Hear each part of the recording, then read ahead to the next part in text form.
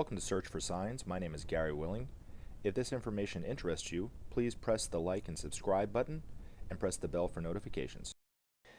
Today I want to talk about one of the esoteric truths in the Bible.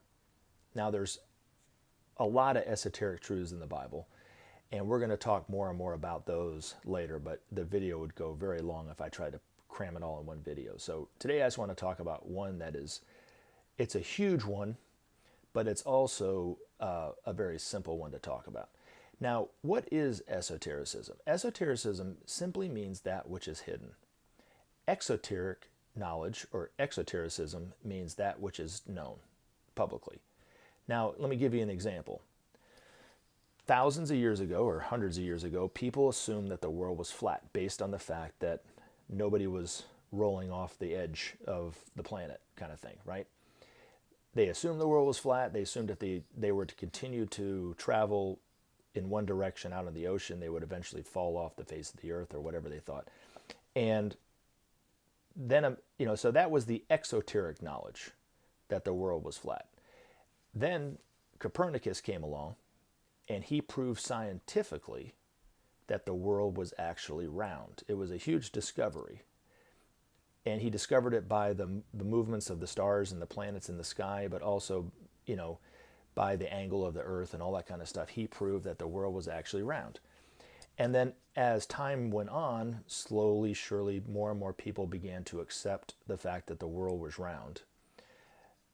Until YouTube came along, and then now there's the Flat Earth Society. So some silly people think that the earth is still flat, even though that there's pictures of the planets, and all science is to the contrary, that the world is actually round. They now believe the world was actually flat, and they're being lied to. So I think they're being silly. I don't even know if they truly believe it or not. But it is what it is, man. It's just the nature of the internet today. Hopefully it will change in the future, but it is, for all sane people, thinking people that I'm talking to, you'll understand, and you'll probably think that the world is round. So let's just assume that everybody's thinking the world is round, right? So now, like I said, now the exoteric knowledge is that the world was round. What was esoteric at one point now becomes exoteric. Let's transfer that to the Bible. Now, a big one, a very, very common saying in the Bible is, Jesus says, "I am the way and the truth and the life. No one comes to the Father but by me."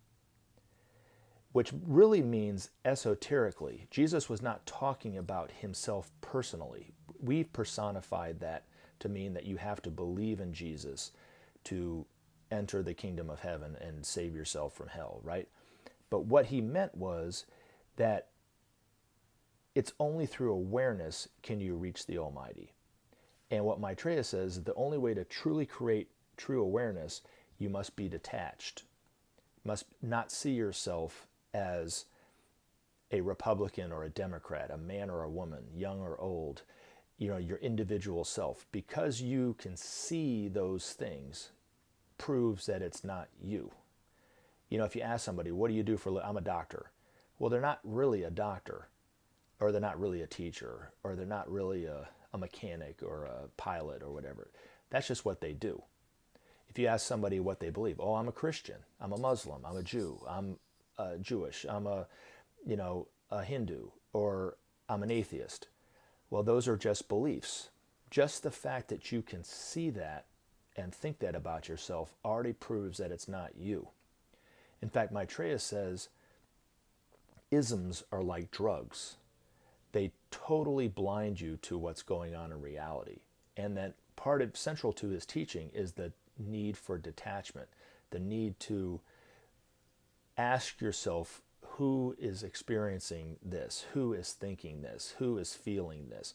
And when you do that, you start to detach yourself from those thoughts and those feelings, those beliefs, and you start to see it for what it is. It's just belief. It's just thoughts. It's just feelings. All of us, without exception, believe our feelings are real, more or less, either all the time or some of the time. When in actuality, they're just feelings. They mean nothing. And if you detach yourself from it, they start to lose energy. The desire to have those feelings or those negative feelings or whatever or even pleasant feelings start to become less and less real. And you start to see the reality versus the illusion.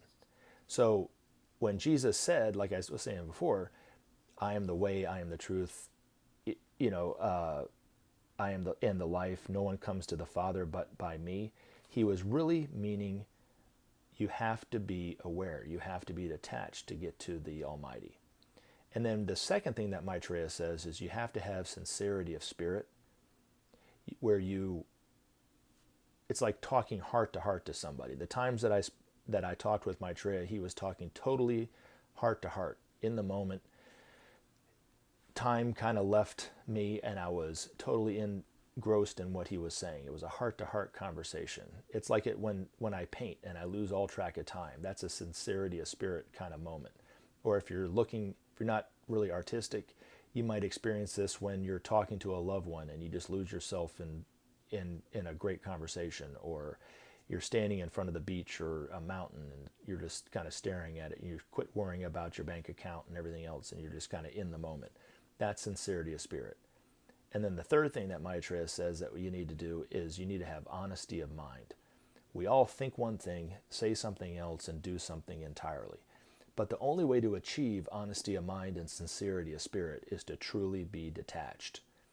And that creates true awareness, is what Jesus was talking about 2,000 years ago, that most people, especially Christians, misinterpret to mean that you have to believe in what Jesus is as the only true Son of God to get to heaven, when in actuality he was saying that awareness is within all of us. So thank you so much for letting me share my side of the story, and I look forward to talking to you again in future videos.